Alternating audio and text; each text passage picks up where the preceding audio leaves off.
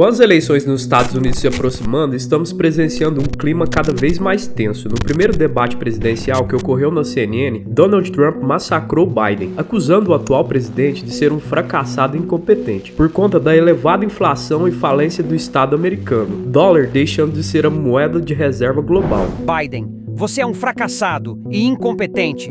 Veja como está a inflação, corroendo o poder de compra dos americanos. Você está matando a nossa economia. Até o dólar você está destruindo, minando a confiança de outras lideranças sobre a nossa moeda. O péssimo desempenho de Biden no debate levantou preocupações entre a opinião pública sobre a sua saúde mental, pois várias fragilidades do atual presidente foram expostas. Ele se mostrou hesitante e confuso e até com dificuldades para falar. Com isso, já há quem defenda no Partido Democrata que o presidente desista da candidatura em prol de alguém com mais condições físicas de enfrentar Donald Trump em novembro, embora ele garanta que continuará na disputa. Mas nos últimos meses, a perseguição contra o ex-presidente Donald Trump está escalando. O candidato republicano foi condenado em 30 de maio de 2024 por todas as 34 acusações de fraude contábil relacionadas ao pagamento de $130 mil para comparar o silêncio da atriz pornô Stormy Daniels durante a campanha eleitoral de 2016 e corre o risco de perder o porte de armas. Mas você deve estar pensando de que forma isso pode impactar o Brasil. Quais são os reflexos das eleições americanas para nós? Como cada um dos candidatos vão lidar com os nossos interesses? Nesse vídeo vamos responder a esses questionamentos e muito mais.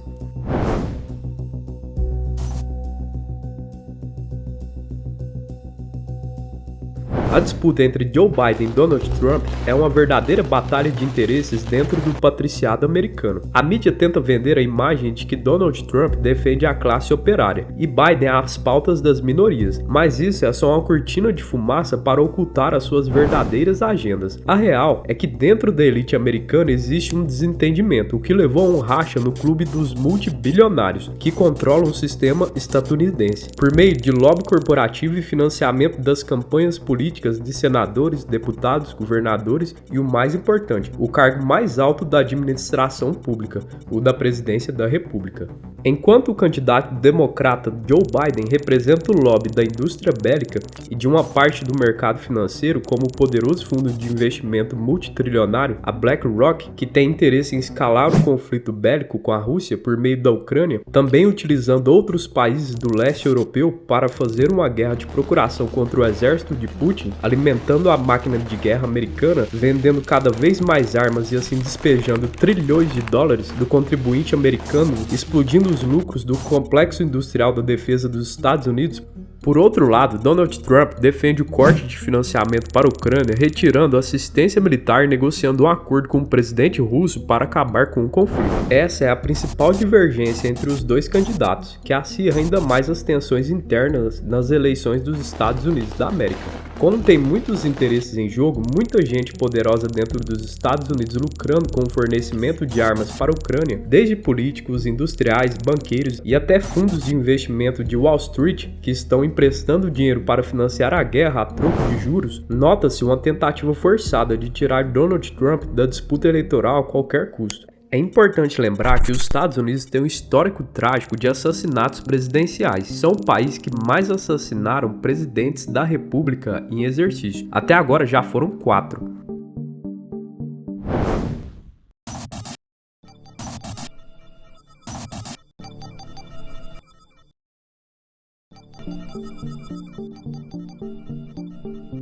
Só para recapitular um pouquinho dessa trágica trama americana, Abraham Lincoln foi alvejado em 1865, enquanto assistia a uma peça de teatro em Washington. James Garfield sofreu um atentado em 1881 e morreu enquanto era operado. E William McKinley foi morto em 1901, em Nova York, enquanto cumprimentava o público. E por último, John Kennedy, o 35º presidente dos Estados Unidos, foi assassinado em 22 de novembro de 1963, em Dallas, no Texas, atingido por um disparo enquanto circulava no automóvel presidencial na Praça Dealey. Em 1976, uma investigação da Comissão Investigativa da Câmara dos Representantes dos Estados Unidos concluiu que o assassinato de John Kennedy foi resultado de uma traição à máfia que financiou suas campanhas políticas. John Kennedy nomeou seu irmão Robert Kennedy para a Procuradoria-Geral, e esse iniciou uma caçada às instituições criminosas. E aí, será que Donald Trump vai fazer parte dessa trágica estatística da história americana? O risco é alto, hein? Diante dos fatos que estamos presenciando, não me surpreenderia se isso acontecesse.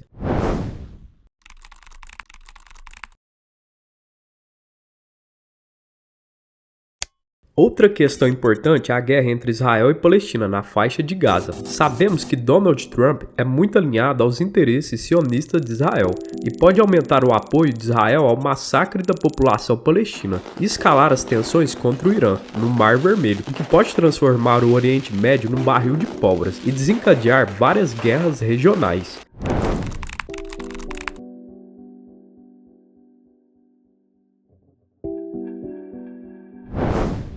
É importante frisar que, apesar das divergências e conflitos de interesses de ambos os candidatos, eles têm uma pauta em comum, e ela é bipartidária, que é a guerra comercial contra a China, e defender o território de Taiwan por conta dos semicondutores da TSMC, que fabrica chips que equipam os processadores e dispositivos eletrônicos das empresas norte-americanas, como a Intel, a Qualcomm e Apple.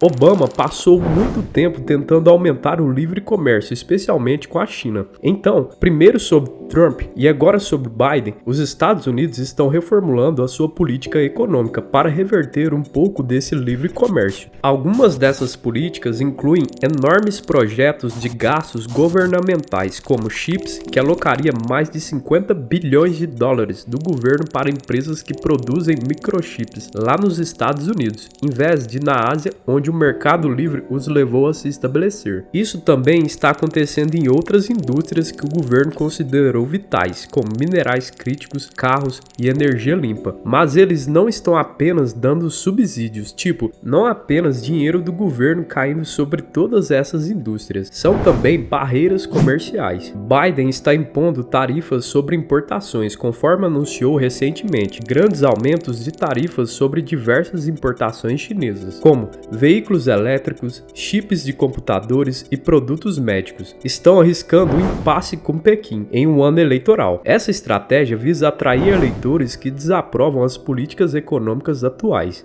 Joe Biden manterá as tarifas impostas por seu antecessor republicano, Donald Trump, e aumentará outras conforme comunicado da Casa Branca. O governo cita riscos inaceitáveis para a segurança econômica dos Estados Unidos, atribuindo às práticas comerciais injustas da China, que inundam os mercados globais com mercadorias baratas. Além disso, Biden sancionou uma lei que pode banir o TikTok dos Estados Unidos da América, exigindo que a plataforma seja vendida para uma empresa de confiança dos americanos até janeiro de 2025. Caso contrário, a plataforma será retirada do ar no país.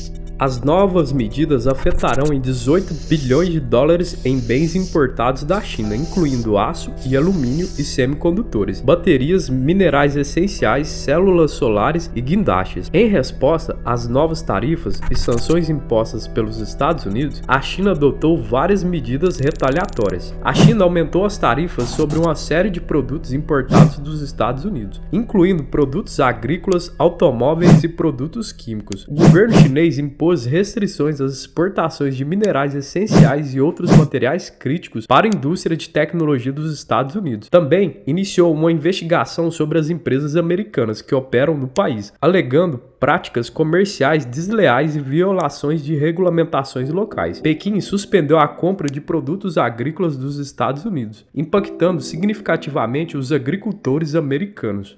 Podemos observar que as tensões entre Estados Unidos e a China estão se acirrando cada vez mais, e é aí onde o Brasil precisa ligar o alerta.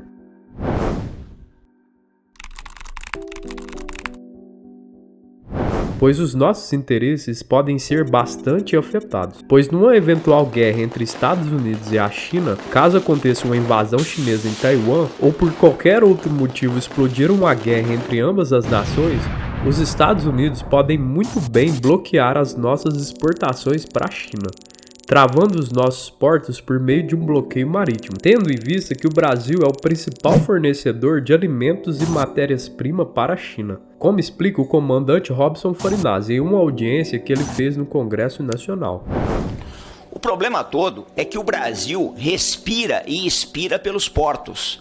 A nossa economia, ela transita através dos portos. O agro, que é o motor da economia brasileira, é completamente dependente disso, tá? E essa navegação, lógico, ela atende a nossa economia na forma de exportação dos nossos produtos agrícolas e importação de todos os nossos insumos, sejam eles produtos manufaturados ou fertilizantes. O Brasil depende do mar, essa é que é uma realidade. O que vocês estão vendo ali naquele mapa é um navio posicionado a 2.000 quilômetros equidistantes aí dos portos do Rio de Janeiro e Santos. Então nós colocamos a seguinte situação hipotética: um navio situado a 2.000 quilômetros desses portos, equipado com lançadores de mísseis Tomahawk, que alcançam aí 2.500 quilômetros, eu deixei 500 quilômetros de folga aí, ele teria condições de interditar os portos do Rio de Janeiro e Santos. Interditou Rio de Janeiro e Santos, o Brasil, a gente vai viver aí, vai comer soja, né? Até acabar os fertilizantes. Acabar os fertilizantes, nem isso. Essa fragilidade existe. Uma frota posicionada a 2.000 quilômetros no Brasil, hoje ela tem condições de estrangular. Eu estou falando de um navio, mas uma frota inteira ela tem condições de estrangular nosso comércio marítimo. Como vimos, daqui sai petróleo para fabricar combustíveis, plásticos e fibras. Algodão, que é a principal matéria-prima para fabricar pólvora para encher os cartuchos de munições, fabricar explosivos, além de, claro, sermos um dos maiores produtores de soja, milho e proteína animal, o que é muito importante para a segurança alimentar da população chinesa. Então é importante considerar muito alta a probabilidade de os Estados Unidos travar as nossas exportações para a China, caso ocorra um conflito bélico entre ambos os países, com o intuito de atingir a economia chinesa, objetivando cortar o fornecimento de suprimentos de matéria-prima para afetar a máquina de guerra do gigante asiático. E se isso acontecer, estamos ferrados, pois só no último ano o Brasil obteve um superávit comercial com a China de 63 bilhões de dólares, equivalente a 356 bilhões de reais com a China.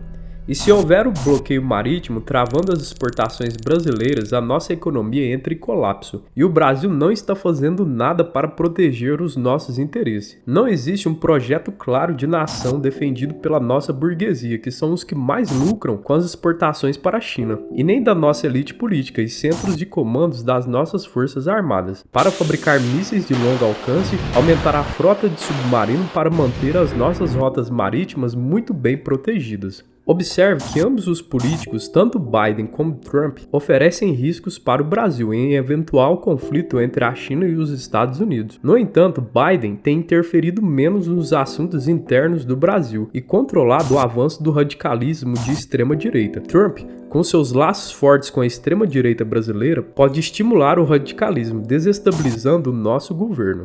Então, apesar de ambos os candidatos representarem riscos, Biden acaba sendo menos prejudicial por conter o radicalismo interno, apesar de algumas coisas estranhas estarem acontecendo.